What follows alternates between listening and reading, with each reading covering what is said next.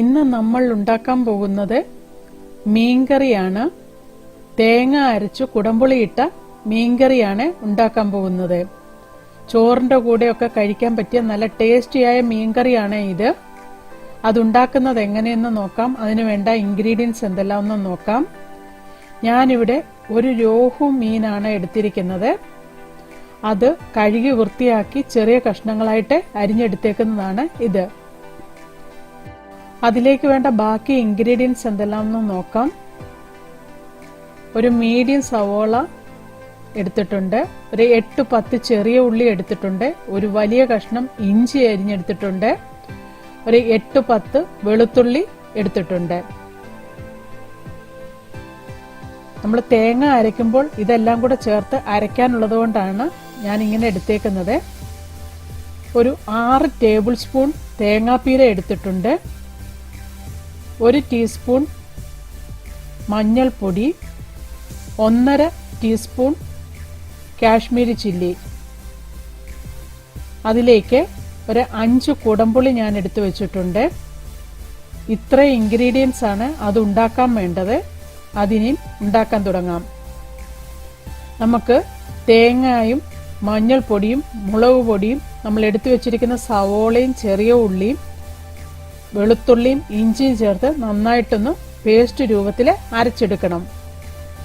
നമുക്കിത് അരച്ചെടുത്തതിന് ശേഷം ഇതുണ്ടാക്കാൻ തുടങ്ങാം. ഒരു പാത്രത്തിലേക്ക് എണ്ണ ഒഴിച്ച് അതൊന്ന് ചൂടായി വരുമ്പോൾ അതിലേക്ക് ഒരു 1/2 ടീസ്പൂൺ കടുക് ഇട്ട് കൊടുക്കാം. കടുകൊന്ന് പൊട്ടി വരുമ്പോൾ അതിലേക്ക് നമുക്ക് ഒരു 1/2 ടീസ്പൂൺ ഉലുവ ചേർത്ത് കൊടുക്കാം. ഉലുവായും കൂടെ ഒന്ന് പൊട്ടി വരുമ്പോൾ അതിലേക്ക് കുറച്ച് കറിവേപ്പില ചേർത്ത് കൊടുക്കാം.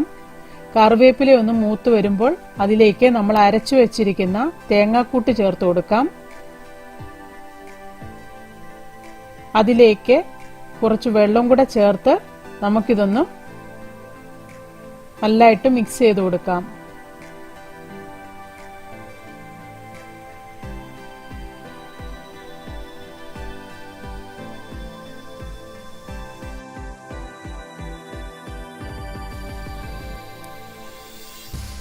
അതിലേക്ക് നമുക്ക് കുടംപുളി ചേർത്ത് കൊടുക്കാം. ഞാനിവിടെ 5 കുടംപുളിയാണ് എടുത്തിരിക്കുന്നത്. അത് നമുക്ക് ചേർത്തതിന് ശേഷം മീൻ വേകാൻ ആവശ്യത്തിനുള്ള വെള്ളം ഇതിലേക്ക് ചേർത്ത് കൊടുക്കാം. അതും ചേർത്ത് വീണ്ടും നന്നായിട്ടൊന്നുകൂടെ ഇളക്കി യോജിപ്പിക്കാം.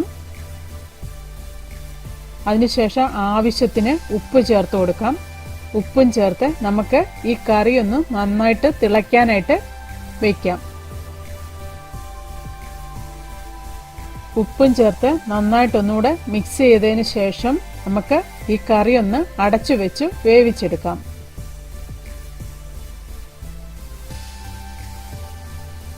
കറി നന്നായിട്ട് തിളച്ചു വരുമ്പോൾ അതിലേക്ക് നമുക്ക് മീൻ കഷ്ണങ്ങൾ ചേർത്ത് കൊടുക്കാം.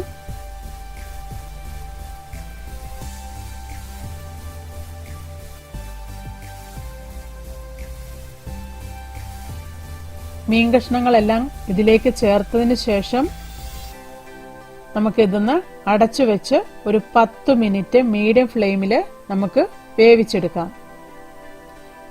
മീൻ കഷ്ണങ്ങളെല്ലാം നന്നായിട്ട് വേകുന്നിടം വരെ നമുക്കിതൊന്ന് വേവിച്ചെടുക്കാം.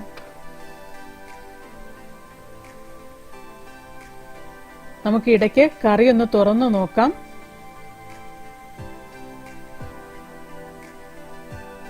ഈ മീൻ ദശക്കട്ടി ഉള്ളതായതുകൊണ്ട് പൊടിഞ്ഞു പോകില്ല.